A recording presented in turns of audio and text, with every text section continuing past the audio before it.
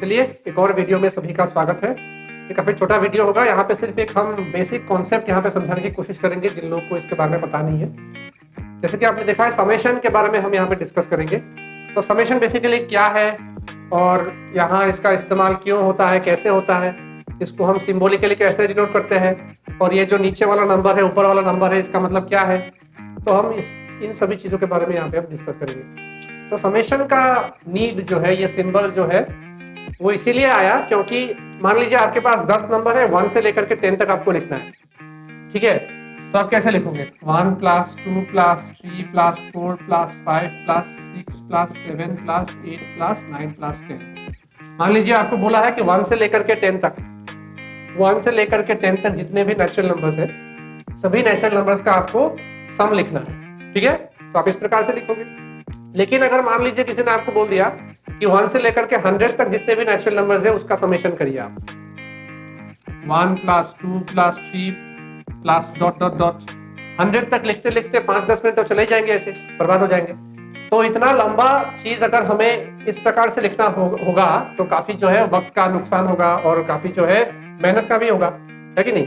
तो इसीलिए इतना टाइम ताकि ना लगे, ताकि टाइम का जो है बच जाए और जो हमारा जो डिनोशन है ये ताकि छोटा हो जाए, इसलिए हम क्या करते हैं कि इतना बड़ा समेशन जो है सम हम ऐसे लिखते नहीं है, हम इसको शॉर्ट फॉर्म में लिखते हैं। आप कह सकते हो कि वो शॉर्ट फॉर्म में या फिर कंडेंस्ड फॉर्म में आप बोल सकते हो।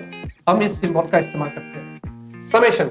तो समेशन 1 से लेकर के 100 तक अगर हमें लिखना होगा तो हम कैसे करेंगे? समेशन का मतलब होता है कि इसको अगर हमने तोड़ा तो हमें प्लस प्लस प्लस प्लस करके ऐसे मिलेगा।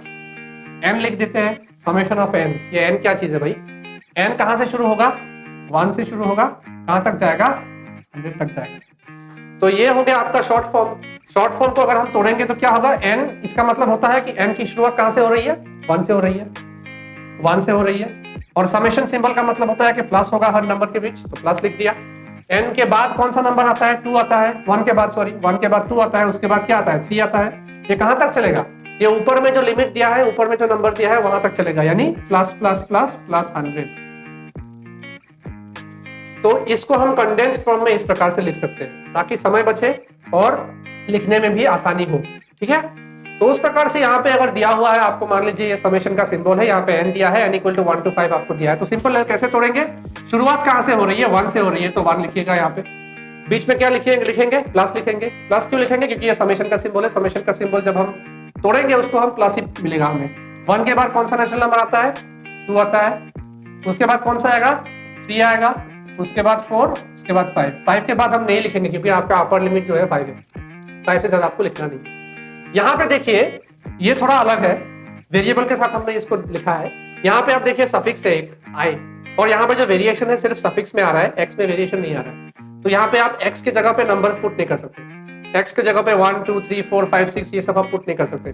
किसकी जगह पे आप पुट कर सकते हैं? आई की जगह पे, यानी कि जो सफिक्स आपको दिया है सफिक्स के जगह पे ही आप ये नंबर्स पुट कर सकते हैं। तो कैसे लिखेंगे? एक्स फिक्स्ड है, ठीक है।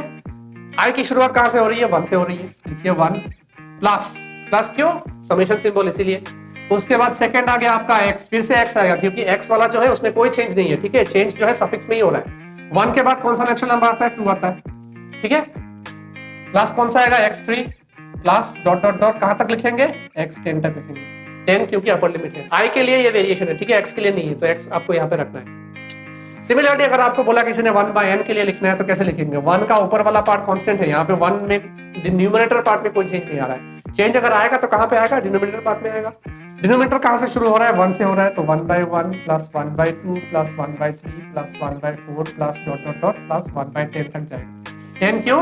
क्योंकि हमारा अपर लिमिट जो है 10 दिया हुआ है। सिमिलरली यहाँ पे अगर आपको किसी ने दे दिया x/n, मान लीजिए समेशन n = 1 to 5 x/n।